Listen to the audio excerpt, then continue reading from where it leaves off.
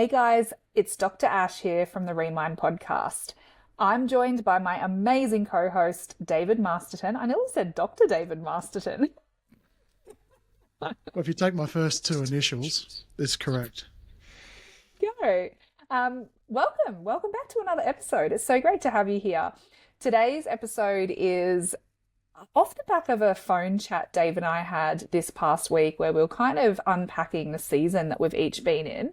And I was sharing how I feel like I finally had this revelation. I'm really softening into my feminine, and it's just been so beautiful to feel like I am more tender and gentle and open, and the word allow is the word that keeps consistently coming up for me.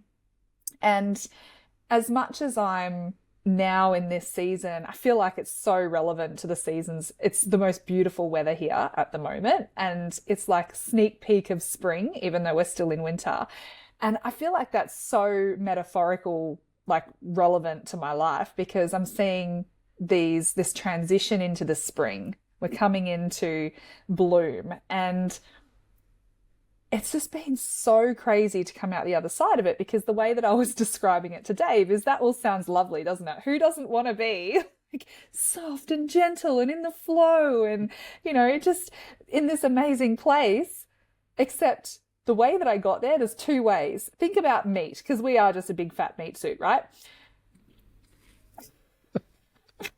There's two ways that we can be tenderized. If you've got a tough cut of meat, what are you going to do? Option one, you slow cook it.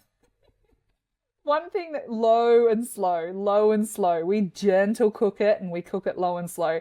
Well, clearly that don't work for me because I don't get the memo. I don't get the message. So what's the other option? If you've got a tough cut of meat and you want it to be tender, what do? You get a meat tenderizer and you beat the crap out of it. You get the studded end with all the spikes and you bash it. Jeez. And so as much as I'm now in this season of like all tender and soft and delicate like a flower, the way that I got there was having the crap beaten out of me. And so it has been a pretty gross season. It's been an amazing season, but gross in many ways. It's been a painful season. And in our conversation, Dave and I went down this whole trajectory of talking about the seen versus the unseen, because I was sharing that there's only really been one other major season in my life where it has felt like I've been having the crap beaten out of me with a meat tenderizer, and that was between about 18 to 21. It was quite extended. And in that season, there was like so many things that happened in my life that even if one or two of them had have happened, people would have been like, whoa, that's massive. But I had this whole entire string of thing after thing after thing after thing. And just a few off the top of my head, being diagnosed with this brain tumor. Our family lost our home in a house fire. Our dog was inside, so our dog was killed. My uncle was missing, like literally was a missing person. My mum had a brain aneurysm and was airlifted. We thought she was going to die. Like there was just countless things. And this last sort of 12 months or so has been a bit like that for me, where it's just like I stopped even really talking about it, even to my closest friends, because I just thought at this point, no one's even going to believe it or care. Like at some point, someone's just going to go, oh my gosh, come on. Like, what is it now? What next? But the point was, me feeling the way that I was feeling made logical sense, because there were things that I was actually going through that justified it. And this is where the seen versus the unseen kind of comes into it. At least this is how I interpreted our conversation, Dave. So I'm going to hand to you and let you fill in some blanks from your side. Yeah, well, I mean, at the moment, I'm still in this season of just recovering from something that is unseen. I just got no idea why. I've got the way I'm feeling, but it is there. Like this, at the time we're recording, I'm absolutely wrecked, but wrecked from doing nothing. And so I can, I suppose I could point to different planets or retrogrades and all of those things that Ash loves talking about. That could be it, but really there's something. I don't know exactly what it is, but I can't point to anything traumatic that gives me the right to sort of go, oh, I'm recovering from this. Or if it was something, it's something in the past. And even my dreams at the moment, it's just, there's a reoccurring theme of shit coming out of my dreams night after night after night after night. It's almost like a series of events. There's like, remember all those really uncomfortable times in your life, David? Let's just replay that again, but in whole new scenarios. So it's like, oh, fuck, great. Lovely. So why is it coming up? No fucking idea. No real change in what's going on in my physical. No real change about what's going on pretty much anywhere. Everything's, in my mind, a bit boring. But there's no drive or motivation to go anywhere or to do anything.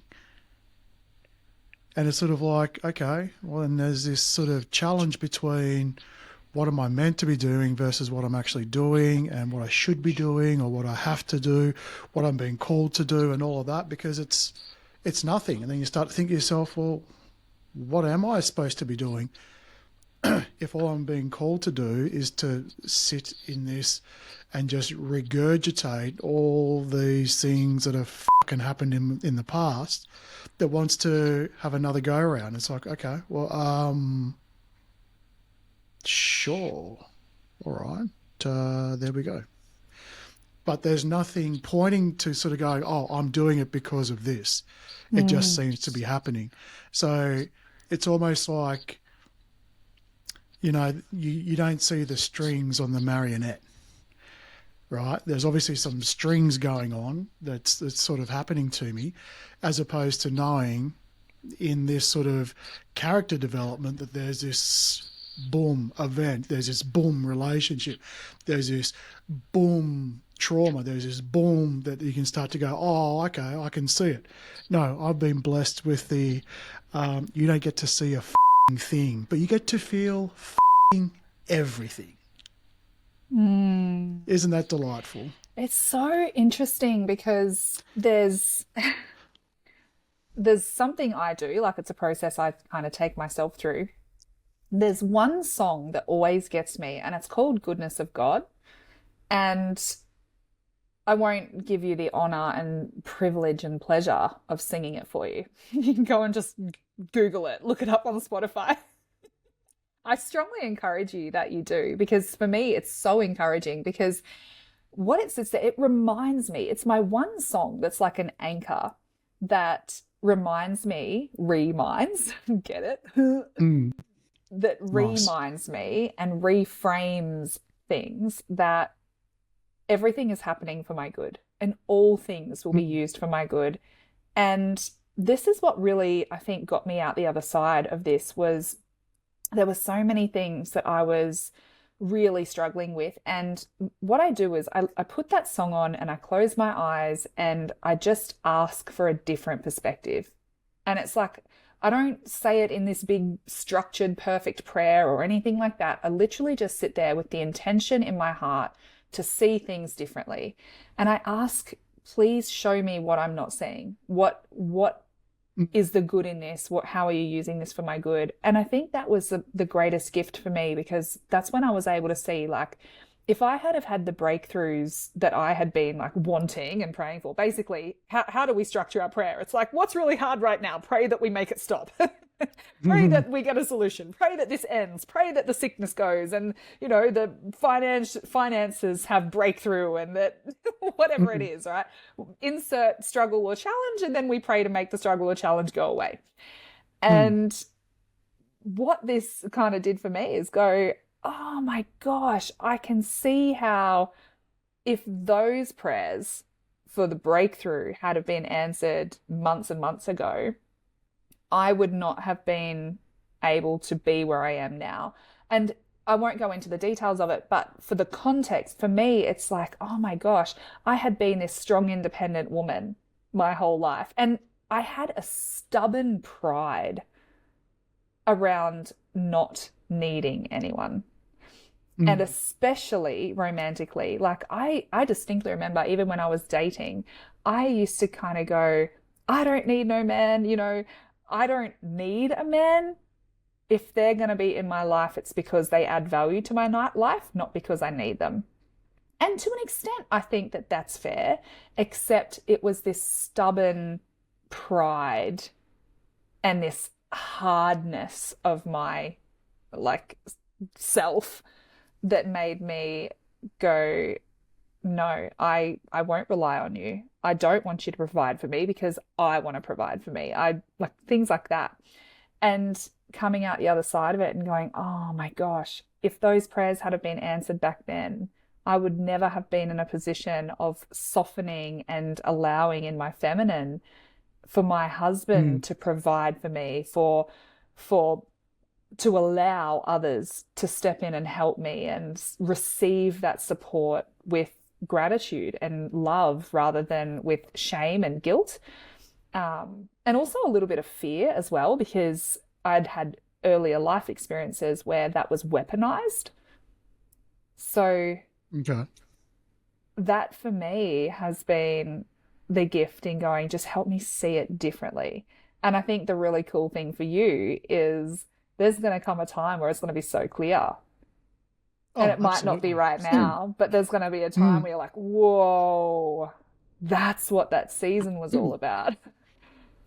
Yeah, completely resonate to that in the future there will be the why, which makes it easier. But again, it's sort of, for me, it's the how long do I need to wait? Like if I look at the trajectory of all of this, I'm coming on 4 years of this, right? And it's sort of like, okay, and then you get little milestones. So like, oh, I did that because of that, and I did that because of that. And you get these little bits, but you're still going through it and going through it and going through it and going through it and going through it and going through it and going through it and going through it. And then you don't get this big why. And I guess part of that is either let's see how far we can flog this idiot, or what I tend to believe is, the bigger the challenge, the bigger the calling. Right? Or, how much you have to really sink into your belief and faith, right? I'm well past wishing and hoping right now, because a wish ignites hope, which then brings on belief and faith. Yeah. If I wasn't certain that there's going to be something happening in the future, I wouldn't still be doing this. Yeah.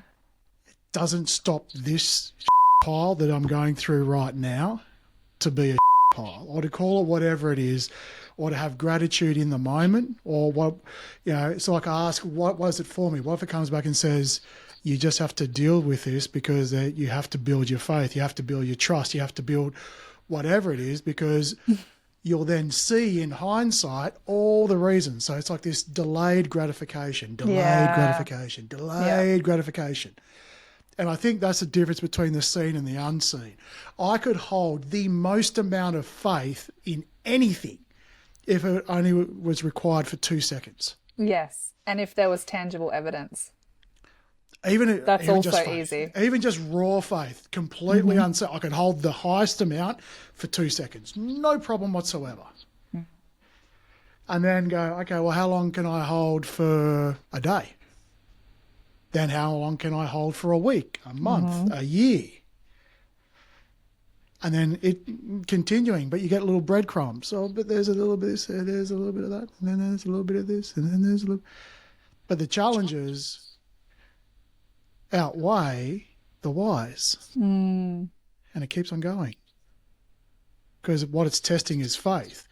And what you're using to see if you're ready and wanting to do it is the free will.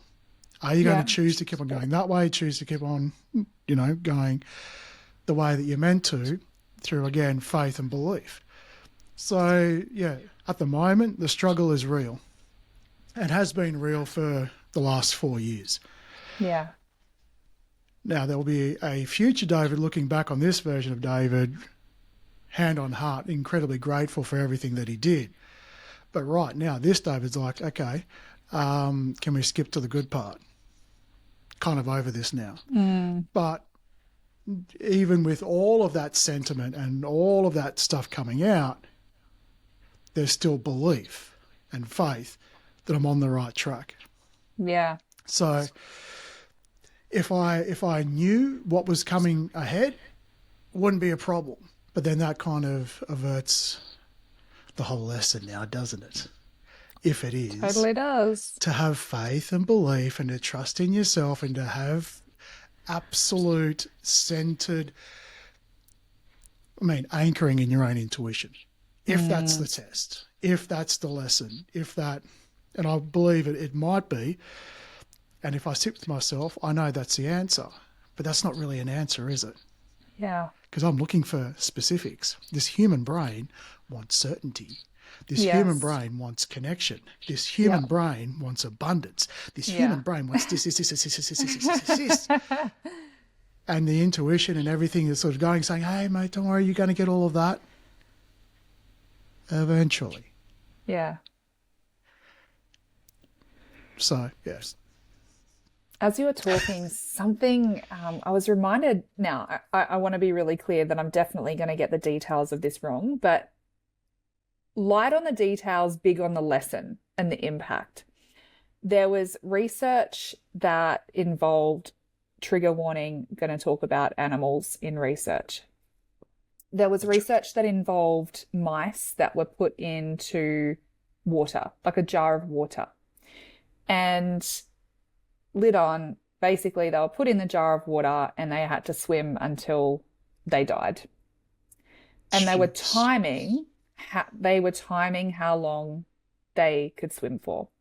And let's say, hypothetically, it was like 15 minutes they could swim for. It might have been an hour. I can't remember. As I said, light on the details, big on the lesson. Then they got mice and they let them swim to the point of exhaustion, like absolutely just about to drown, and they plucked them out. They rescued them just when they were about to give up.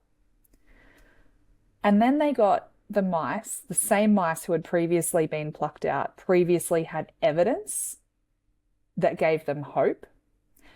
They put the same mice in the jar and they swam for like 20 something hours or 30 hours or something, like astronomically longer in comparison to the ones that didn't have a frame of reference of faith and hope. I really need to look up the details and the actual timings of that, because every time I tell the story, I'm like, I'm getting the times way off. But as I said, but still, it seems cruel and unusual. The impact and the lessons from that is how powerful and how profound having prior experience of hope and faith in how much longer we can endure that suffering and struggle. Like, it's so amazing. And the question that's coming up for me, for you, is when or where was your biggest evidence that instilled that faith and hope for you? There is no evidence. There has to have been previously in your life, though, not in this season. No. But you see, evidence requires my brain to understand it. I tell you, Ashleigh, there is zero fucking evidence. All the evidence that I could get, that I could show you, leads me to the fact that I'm a delusional idiot. 100%. If I was evidence-based, I'm the biggest fucking moron you've clapped eyes on. There is no evidence here. I love evidence. I love the tangible. It gives me it tickles my brain in a really nice way. It gives me that sort of a predictability, something that I've lived most of my life in. But there is no evidence. Zero. This is 100 complete intuition, knowing. But without evidence, it's delusion. And that's where I'm sitting, because there's nothing that's cementing it together except that I haven't completely failed yet in the evidence. I've been drip fed little bits to keep me going. So to the analogy of this cruel and unusual experiment, I get put in the jar, I have to swim. As I'm about to feel like I get plucked out, to then get put back in very quickly, to then keep on swimming. I'm still going, but there's this sort of faith that I'm being prepared for something. But unlike the mouse, it's sort of like, what are you being prepared for? Now, if you're being prepared to swim a very long way because, you know, you need to for the survival of all mice in the world, okay, maybe there's some relevance or, you know, a reason why you need to be trained in that way. I still don't have any of that. So it's 100% gut feeling. And that's the thing that's sort of like, people can hold that delusion at intense amount of energy for a very short period of time. But then you take it over longer, without that evidence, and that's the thing that sort of stuffs with me, outside of little breadcrumbing, right? Because once I hit a wall completely and everything fails, that's when I have to change. It's like I'm getting to that last gasp of air, I get plucked out, rest for a little bit, back in. So it's all intuition. It's all knowing. So I hear you on that. How old are you? 46. 46. So previously in your 46 years, though, you must have had experiences where you learned that you can trust and have faith in your intuition, in your gut feeling. So. Right. Oh, so well, that's what I meant by evidence. Like at some point in your life, how did that happen for you? In very small parts, nothing dramatic. Because again, I'd come from someone who absolutely prioritized everything in the mind over everything in the heart. Emotions were irrelevant. Exactly. This is why I'm asking the question, because you were such a rationality-driven man. At what point did you learn or have a frame of reference that you could trust the irrational, that you could feel into your intuition and follow it in faith? Like, I think it wasn't sort of something that sort of said you can trust this. It's when my rational became unbearable to live with. Yeah, that's it. So it was almost like I was pushed in that direction.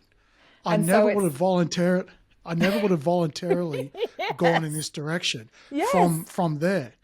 I love that. And there was this thing that was constantly nagging me that I was in the wrong place or the wrong direction or the wrong whatever. And I just put it down to me I was bored, needed to run off some energy, or I needed to do this. And it compounds and it compounds and it compounds and it compounds. And then as I'm trying to work different things in, you know, especially the corporate world, there was hard blocks. I would work to a certain point as a block and then go, okay, change direction, block, and then change direction again, block, and then change direction again, block. It's like, whoa, okay, but I need to create something. It's like, stop. Okay, all right, well, okay. And then when it came to relationships as well, there's this build up. Okay, well, these aren't bad people, but why do I feel this way about them, or this or that? And, you know, suddenly I've got this absolute feeling, again, in the unseen, that I'm so far away. It's like I look around and there's snow everywhere, but I'm boiling, right? That's the dichotomy of what I was feeling. And so like, okay, I can pretend that everything I see is correct and what I'm feeling is wrong, but I'm still sweating. I still feel like I'm burning. Those sensations aren't going away just because of what my eyes see. So if I'm not happy in where I am now, I have to make the change. because I needed to, basically the discomfort of not going and following the intuition was now higher than staying in the comfort and the certainty and predictability of where I was. Yes, I love So that. again, this is no evidence. That's the thing. That's what I was curious about. Was essentially it was. I think I've spoken about this before. I use a scale in my intake with new clients, and it's my I can't do this anymore scale. Oh yeah, gotcha. Yeah, and for so many people, not everyone, but for so many people, they reach a point where they just go, I can't do this anymore. It's like a breaking point. And so you can't go on living life with your rationality anymore. And for me, it was like I had tried to rationalize and use my own tangible skills and strengths and like weapons and, strategies to try and get out of my own situation. And I reached a point where I was like, I can't do this anymore. And it's that lesson in surrender. And that was the moment that my, maybe like spiritual awareness came alive. And then from there, it was a learning and an unfolding of being able to perceive that spiritual awareness accurately and then discern the path. So it's kind of like it, because it's unseen for you, there's spiritual stuff, and it's almost like you're at the university of discernment. Like you're just getting lesson after lesson after lesson. Here's a prac exam, Dave. Yeah, I'll let you know when I finish. Yeah. When I can look back and go, yeah. 4 years is a solid undergrad. Yeah, well, yeah. Thank you. So I'd like to say it's not what I signed up for, but apparently it was. So, but yeah, I can see there's going to be a whole lot of benefits in all of this, especially doing it alone. I'm forging myself in my own fire under my own hammer. And so you could essentially shape everything that I'm doing and apply it to any situation. And like, I can't feel another situation could be thrown in front of me where I wouldn't follow my intuition now. Now, I couldn't have done that in the past. But does it need to be 4 years, 5 years, 10 years, 50 years? Fucking how long is it going to take, right? Because still the result that I'm kind of looking for, which is probably not the result I'm going to get. Okay. I'd like to know what I'm training for. Yeah. I'm just flat out training, right? Flat out training to follow my intuition, which could go anywhere. And so, like, the amount of things I've had to go through that I've genuinely thought from a hypothetical point of view, like that mouse, I was going to drown, right? Even though, and the funny thing is, in this little experiment that I'm doing with myself, I can see where it's going in the short term. I can see when I'm going to drown, especially financially. But intuitively, I'm being told to do nothing about it. Or the things I'm being told to do have nothing to do in improving that. Okay. But just do this. You'll be fine. Don't stress. And so, like, you think about what are some of our biggest motivators as human is connection and physical needs, right? Now, I've done it all by myself, and I've learned to, and I'll say surrender, but surrender I used to think was a binary switch. That once you've surrendered, everything's just surrendered. But no, it's a scale. It absolutely just when you think you've surrendered. And again, what makes surrendering to something easily? If you had to do it for 2 seconds. Yeah. Surrender for 20 years. Yeah. Yeah. Okay. And surrender everything, not just the things that are comfortable to surrender. Well, that's not surrender, is it? Exactly. That's just running from discomfort. If it's easy to surrender, like if it's easy to give up, then it's the stuff that you know is difficult that you need to surrender. Yeah, and totally. It's normally around beliefs or perceptions or learned things. So they've been the interesting things, but again, when I hit a point where I can start to consolidate and go, all right, I know why, big chunks of this was because of that, and I'm actually using it now. Great. But during this time, it's like, it's from someone who comes at it from a logical mind, they would look at me and say, I'm completely irresponsible. Mm. Yep. And a former version of me would be that person saying it to someone who's doing what I'm doing now in the past. So, talk about the unseen. I look forward to the tenderizing. I can deal with tenderizing. At least if you're going to tenderize me, I know where it's coming from and I can deal with it. I mean, I've dealt with a lot of that in the past. Not that I'm looking for a beating, by the way. But for me, the hardest thing is when everything is like, what's happening? Well, I can't really tell you, but here it is. You're literally in the slow cooker. Yeah. Someone's ordered up some, pulled pork or pulled David. They want it so juicy they can just rip it apart with their fingers. Yeah. Gosh. Oh, well, this has been such a raw conversation. Get it? Before it's been cooked. It's been a really raw conversation, and I don't know. To me, there's no big inspirational crescendo or, ending to this. It's hopefully helping people to see two different sides of challenging seasons and to feel seen and understood and validated wherever you're at in whatever season you're going through, and to know that, you can be in it and not know why. You might be feeling things and have no tangible evidence for it. But I guess know that you're not alone. And even if you don't have a frame of reference of your faith or hope yet, I would encourage you to borrow ours. Borrow ours while we're sitting here going, we trust and have faith that it's going to be okay. And even if it doesn't feel okay right now, in some realm it already is. We just got to catch up.